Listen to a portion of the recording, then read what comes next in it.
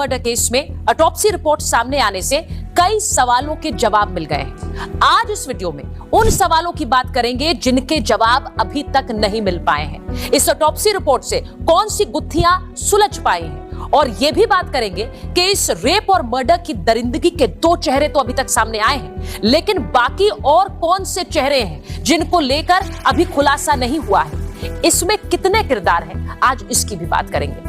Autopsy report में सीधे सीधे सामने आया है कि पीड़िता के शरीर पर 16 जगह चोट के निशान मिले हैं। इसमें उसकी नाक, उसकी आंख, उसके चेहरे पर तो चोट के निशान है ही, लेकिन सबसे ज्यादा हैरान करने वाली बात है कि प्राइवेट पार्ट्स में ब्लीडिंग है और यह भी इस ऑटोप्सी रिपोर्ट में कहा गया है कि एक से ज्यादा बार रेप किया गया, क्योंकि मल्टीपल पेनिट्रेशंस के भी निशान मिले हैं। इस ऑटोप्सी रिपोर्ट में पीड़िता के नाखूनों में मांस और खून भी मिला है, जो कि उस संघर्ष से मिलता है जो संजय रॉय के शरीर पर निशान मिले हैं। अब इसका भी मिलान कराया जाएगा कि जो मांस और खून पीड़िता के नाखून से मिले वो संजय रॉय के हैं कि नहीं। दरिंदगी के दो चेहरे हैं, संजय रॉय और संदीप घोष। संजय रॉय, जिसे इस रेप मर्डर केस में पुलिस ने गिरफ्तार किया, सीबीआई उससे पूछताछ कर रही है। संजय रॉय से कई सवाल पूछे गए हैं, क्योंकि जानने की कोशिश ये की जा रही है कि क्या संजय रॉय अकेला वो शख्स था जिसने इस रेप और हत्या को किया, क्योंकि ये बार बार सामने आ रहा है कि मल्टीपल रेप हुआ। क्या ये गैंग रेप था? ये सवाल अभी भी बना हुआ है। संजय रॉय के साथ और कौन कौन लोग थे? संजय ने इतनी दरिंदगी से पीड़िता की हत्या क्यों की? क्या उसने पहले से पीड़िता को मारने की, हत्या की प्लानिंग करके रखी थी? और अगर ऐसी प्लानिंग थी तो उसके पीछे कारण क्या था? क्या पीड़िता कोई ऐसा राज जानती थी उस अस्पताल के बारे में और संजय रॉय के बारे में जो संजय नहीं चाहता था कि सामने आए? इसीलिए पॉलीग्राफ टेस्ट में अब यह पता लगाने की कोशिश होगी कि संजय के मर्डर के पीछे आखिर मंशा क्या थी। संजय ने मर्डर क्यों किया, रेप क्यों किया? और यह सवाल इसलिए भी क्योंकि संजय के साथ और कौन कौन लोग शामिल थे, यह भी जानने की कोशिश सीबीआई अब करने वाली है। इस दरिंदगी का दूसरा चेहरा संदीप घोष है, यानी कि आरजी कर अस्पताल के एक्स प्रिंसिपल। संदीप घोष को सोशल सर्कल्स में बहुत पावरफुल माना गया, एक ऐसा डॉक्टर जिसे 2 बार उनकी पोस्ट से हटाया गया, वापस उन्हें उसी पोस्ट पर लाना पड़ा। इस घटनाक्रम के बाद भी कोलकाता की सरकार उन्हें इस पद से हटाने के लिए तैयार नहीं थी। संदीप घोष से अब पूछताछ की जा रही है। संदीप घोष ने परिवार को समय रहते जानकारी क्यों नहीं दी?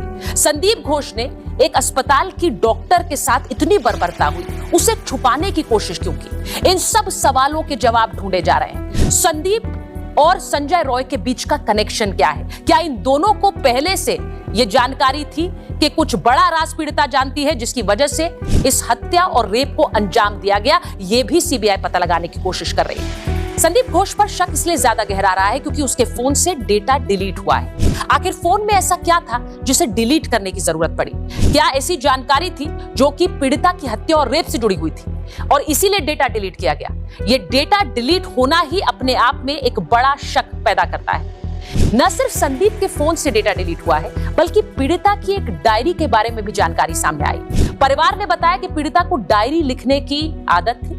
उस डायरी को वो कभी पढ़ते नहीं थे, लेकिन उस डायरी में वो अक्सर हर चीज लिखा करती थी।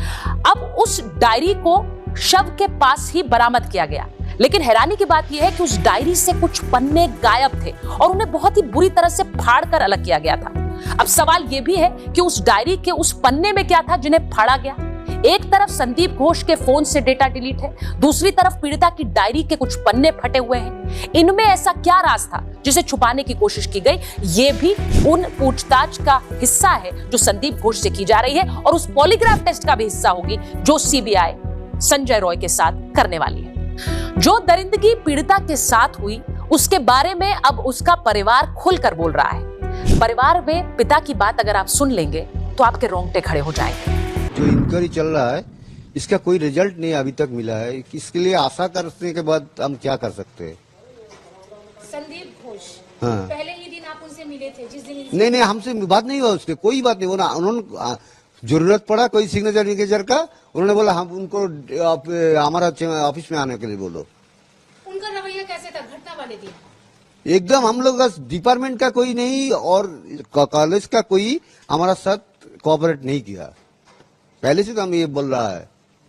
यही तो दिक्कत है हम लोगों का, जो डिपार्टमेंट पूरा इसलिए इन्वॉल्व है इसमें। अब क्या ऐसा हुआ था कभी कि आपकी बेटी ने कॉल करके बताया हो कि अस्पताल में कुछ ऐसी गतिविधियां हो रही हैं या कुछ ऐसा बात? नहीं, वो ये सब नहीं बोलते था। वो बापी को कोई टेंशन आए, बापी माँ को कोई टेंशन आए, ये सब बात घर में कभी नहीं बोलते थे। आप लोग इनसाइडर की बात कर रहे हैं, वो किसके ऊपर आप लोगों का शक है?